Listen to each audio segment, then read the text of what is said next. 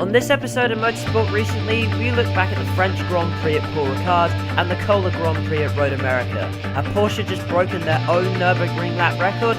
And I have a very special announcement to make. This is Triple Crown Racing, let's get into it.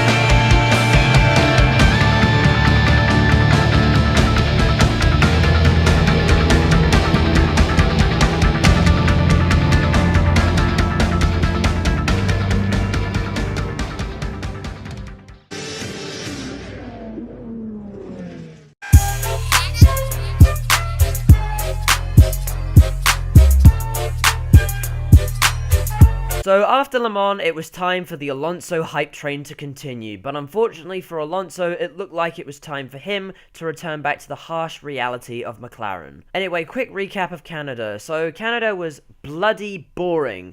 We left Monaco in hope of a better race, but Canada was mainly a strategy race with minimal on-track passing. F1 fans were feeling two things. They were excited about the triple header of Formula 1 coming up. That's basically 3 Formula 1 races over 3 weeks, but they were also feeling that Paul Ricard was going to be boring. They were dreading it, and they said it was going to suck. They said it was way too narrow, and it was too tight for any sort of passing. However, I saw the onboard laps of Paul Ricard and disagreed. I said, you know what, this has some potential. I'll keep an open mind, because I saw it in the ELMS and I saw it in the WEC testing, and I thought, yeah, this could be pretty good. I think this track actually has some potential. So it was an all Mercedes front row in qualifying, with Hamilton on pole. Vettel qualified third, followed by the 2 Red Bulls. Vettel led by 1 point over Hamilton in the championship going into the race. So the championship battle was well and truly on. So the race got underway and...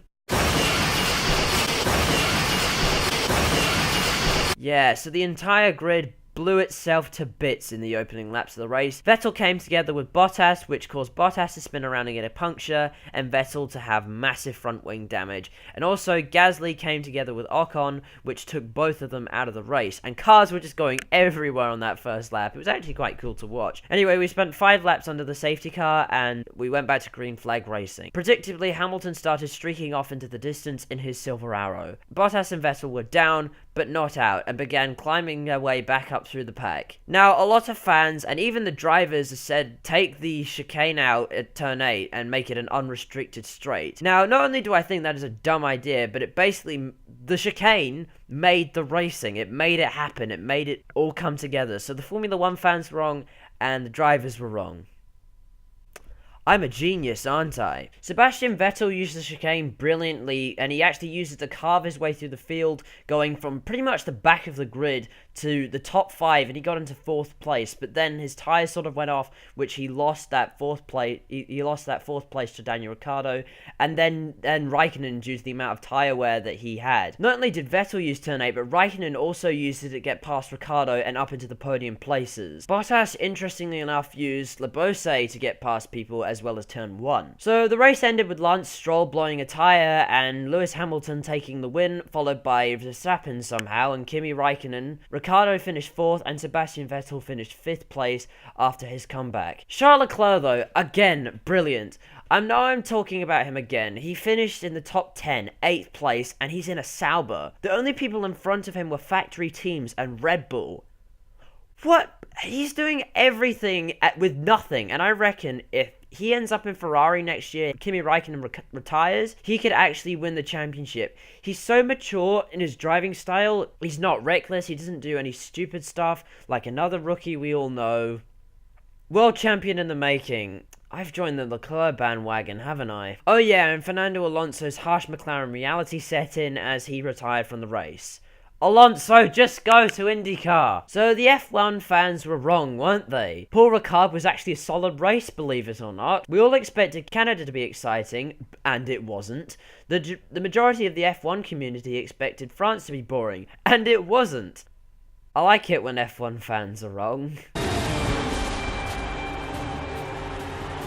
So in IndyCar, we were at one of the most iconic circuits in Road America. Scott Dixon had a comfortable lead in the championship over Will Power after his race win in Detroit and his race win in Texas. For the race, it was a Penske front row with Joseph Newgarden leading the field away from Will Power and Ryan Hunter-Reay. The championship leader didn't have the best qualifying, starting 8th place. So the race began, and Will Power's race fell to bits right from the get-go. His car had some sort of strange technical gremlin, and he slowed right down, consequently checking up the rest of the field behind him, and that actually ended his race. The action kicked off right from the get-go, with Alexander Rossi being fantastically aggressive, but arguably over-defensive, basically forcing Robert Wickens off the track as he tried to make a pass. But it was after the first round of pit stops where things really got interesting.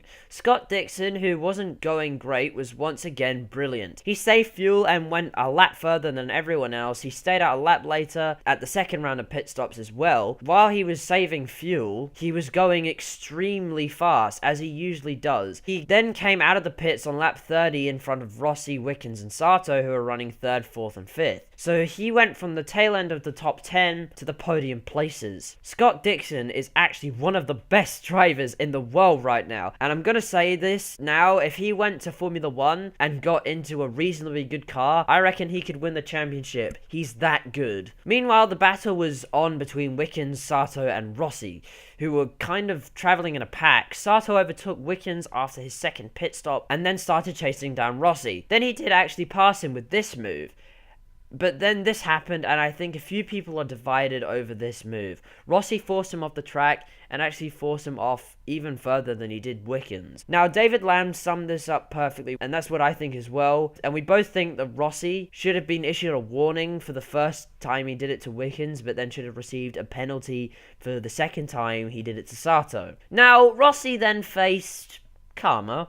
Only 8 laps later, when he suffered steering issues, very similar to the steering issues that his Andretti Autosport's teammate, Zach Veach, suffered earlier in the race. He did get back out again, but that was basically the end of Rossi's race because he was all the way down at the tail end of nowhere. So after his strategy played out brilliantly, Scott Dixon was in hot pursuit of the leading 2 drivers. However, he didn't end up being able to pass them as Hunter-Reay and Newgarden did an overcut strategy for the last round of pit stops and stayed out ahead of Scott Dixon. Dixon still tried to stay on the back of Hunter-Reay, but he couldn't make a pass happen. So the end results were Joseph Newgarden first, Ryan Hunter-Reay second, Scott Dixon third, Sato fourth, and Wickens fifth. Scott Dixon still leads the championship, however, Will Power has now lost second place to both Ryan Hunter-Reay and Rossi, who are now tying for second. For the next race, we head off to Iowa. We are now getting into the second half of the championship, which is where the championship really gets interesting because we are a step closer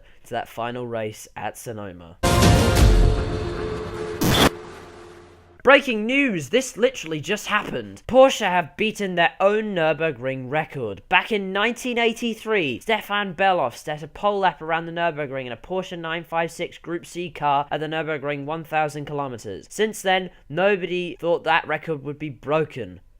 Until this year. Beloff set a time of 6 minutes at 11.3 seconds back in 1983, which is even quite impressive by today's standards. As a kind of victory lap for their WEC success after their retirement, Porsche created the car you see on screen now, the Porsche 919 Evo. This car was one of the fastest race cars on one lap pace that had ever been seen. It was more powerful and had way more downforce than its WEC homologated equivalent. The car then smashed the Spa lap record at the hands of Neil Jani. And today, after 35 years, Timo Bernhard has broken the lap record with a time of 5 minutes, 19.5 seconds. This is a very special day, and congratulations to Timo Bernhard and Porsche.